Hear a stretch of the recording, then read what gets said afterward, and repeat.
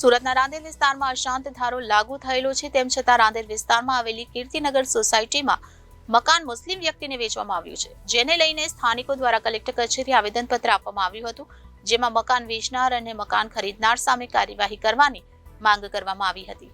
આવેદનપત્રમાં કહેવામાં આવ્યું છે કે કીર્તિનગર સોસાયટીના 80 નંબરના બંગલોને મુસ્લિમના નામે તબદીલ કરવામાં આવ્યું છે, જેથી અશાંત ધારા અધિનિયમ 1191ના કલમ 5(3)ની જોગવાઈનો સરેઆમ ભંગ થયો છે, જેથી સોસાયટી વાસીઓની અરજને મંજૂર કરવામાં આવે।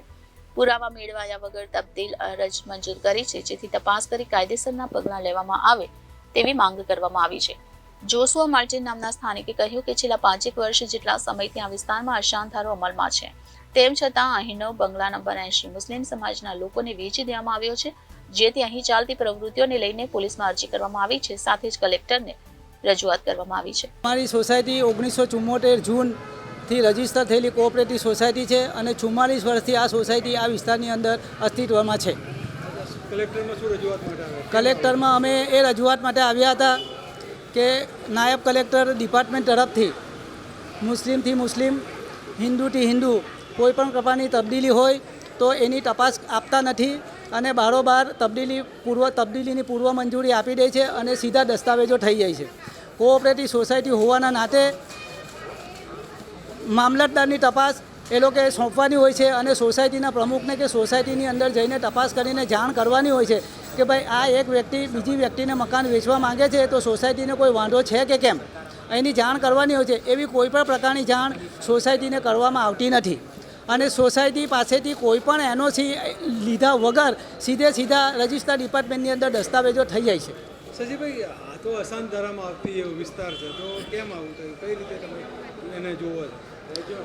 અશાંત ધારામાં આવતી વિસ્તારની અંદર મારા મંતવ્ય મુજબ કે હિન્દુની તબદીલી હોય અને એમાં પણ કોઈ બુટલેગરને જો મકાન વેચી દે તો એની અંદર બી અમે તો વાંધો લઈ શકીએ, કેમ કે આવો કોઈ બુટલેગર અમારી સોસાયટીમાં આવી જાય તો સોસાયટીમાં એક પ્રકારનું ટ્રાઇટ ટેન્શનવાળું વાતાવરણ ઊભું થઈ જતું હોય છે અને એને કારણે લોકો ત્યાંથી છોડવા માટે મજબૂર થઈ જાય છે કે ભાઈ હવે તો આ બુટલેગર આવી ગયો છે, હવે તો અહીંયા દારૂનો ધંધો થશે, હવે તો અહીંયા ધમાલ થશે, અહીંયા ધમકાવશે, એટલે કોઈ એની આગળ આંખ ઉઠાવશે નહીં અને સામાન્ય માનવીઓ તે ત્યાં કેવી રીતે રહી શકશે? સોસાયટીની અંદર જ્યારે આ તબદીલી થઈ છે તેની અંદર જે મૂળ માલિક છે એ સોસાયટીનો સભ્ય જ નથી। અચ્છા સજીભાઈ, તમે પ્રમુખ હોવાને નાતે તમને ક્યારે ખબર પડી આની?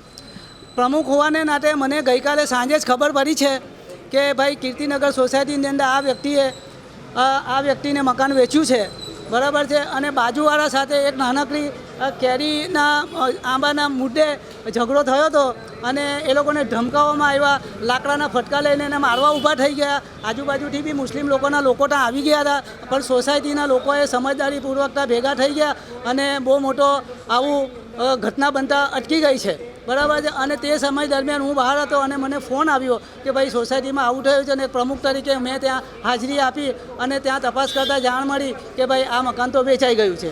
જ્યારે એ જે વ્યક્તિએ મકાન વેચ્યું છે એ વ્યક્તિ બી ઓફિશિયલી સોસાયટીનો સભાસદ નથી અને એમની કોઈપણ પ્રકારે અમે એમને કોઈપણ પ્રકારની એનઓસી આપી નથી અને ડાયરેક્ટ જ આ મકાન દસ્તાવેજ થઈ ગયો છે અને મકાન લેનાર એ વ્યક્તિને અમે ઓળખતા નથી। પોલીસ સ્ટેશનની અંદર ગયા પછી અમને જાણવા મળ્યું કે વેદ રોડની અંદર રહેતા શફીભાઈ એક ગુનેગાર છે, એક કોઈ કિસ્સાની અંદર એમનો કેસ ચાલે છે અને કોર્ટે એમને વિસ્તાર છોડવાની પરવાનગી સુદ્ધા નથી આપી અને એ અમારા એરિયામાં આવી ગયા હતા અને કાલે ભયનું વાતાવરણ ઊભી કરવાની કોશિશ કરેલી હતી।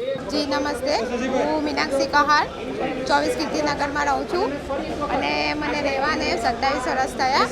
અમે ખૂબ જ શાંતિથી વ્યવસ્થિત રીતે રહેતા હતા અને ત્યાર પછી અમારે સોસાયટીમાં અશાંત ધારો લાગુ પડ્યું અને એ રૂલ્સ આવતા બધા ફોલો પણ કરે છે અને રાખીએ પછી એ રીતે અમે રહીએ છીએ, પણ થોડા વર્ષોથી જે ગેરકાયદેસર રીતે એટલે માલિક પોતે પણ નથી, વેચનાર પણ સભ્યસદ નથી અને લેનાર પણ સભ્યસદ નથી, એ રીતે એ લોકો આવી જાય છે, રહી જાય છે અને ન્યુસન્સ જેવું વાતાવરણ ફેલાવે છે કે ભાઈ મોટેથી બોલો, ગાળો કરવી, અપશબ્દ બોલવા, એટલે આ વાતાવરણ છે જે વાતાવરણ અમને ગમતું નથી અને એના વિરોધમાં અમે એ ચાહીએ છીએ કે ભાઈ જે રૂલ્સ આપણા સોસાયટીના બનાવ્યા છે તે રૂલ્સ ફોલો કરવા મારી વિનંતી છે કે જે અશાંતધારોના જે રૂલ્સ બધા છે તે ભાઈ એ ફોલો એ લોકોએ કરવાના।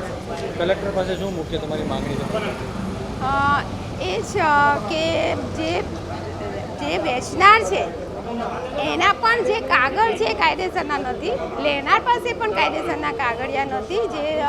જે પણ હોય, જે મને જસ અત્યારે ખબર નથી, પણ અમે કાર્યવાહી વાતચીતો કરતાં ખબર પડી કે ભાઈ એ લોકોના કાર્ય અમુક ઇનકમ્પ્લીટ છે અને અમુક કમ્પ્લીટ નથી. તો એ કમ્પ્લીટ કઈ રીતે એ લોકો કરી શકે છે, કઈ રીતે આવી શકે છે કે પોતાની માલિકી બતાવી શકે છે. પોતાની માલિકી બતાવો તો કાયદેસર રીતે જે રૂલ્સ છે, જે કાગળો છે તે કમ્પ્લીટ કરાવો. અને આજુબાજુની સંતારોનો આપણો જે નિયમ છે એમાં છે કે ભાઈ આજુબાજુવાળાને કહેવું પડે કે ભાઈ તમને કંઈ વાંધો નથી, કે ભાઈ એવું અમારી પાસે કોઈ પૂછવા નથી આવતું, કોઈ અમને કશી જાણ જ નથી થતી. કેમ કે બપોરના ટાઈમ પર એ લોકો જે એમનું ઘર વખરી હોય તે મૂકવા આવે અથવા તો મોડી રાતના આવતા હોય, એટલે અમને ખબર જ નથી પડતી કે ક્યારે એ લોકો ઘર ખાલી કર્યું અને બીજા નવા આવ્યા, એ અમને જાણ નથી થતી. પણ વાતાવરણ એ લોકોનું જરા ચેન્જ થાય ત્યારે ખબર પડે કે ભાઈ આ તો બીજા કોઈ આવી ગયા છે, માલિક કોઈ બીજા બની ગયા છે. સોસાયટીની કોઈ એ લોકો પરવાનગી આજુબાજુવાળાની પણ લેતા નથી કે ભાઈ અમે વેચવા માંગીએ છીએ, અથવા તો પ્રમુખશ્રીની કે જેમની પણ પરવાનગી લેવી હોય તે એ લોકો લેતા નથી. Reporter Arvind Rathod, Janadesh news, Surat.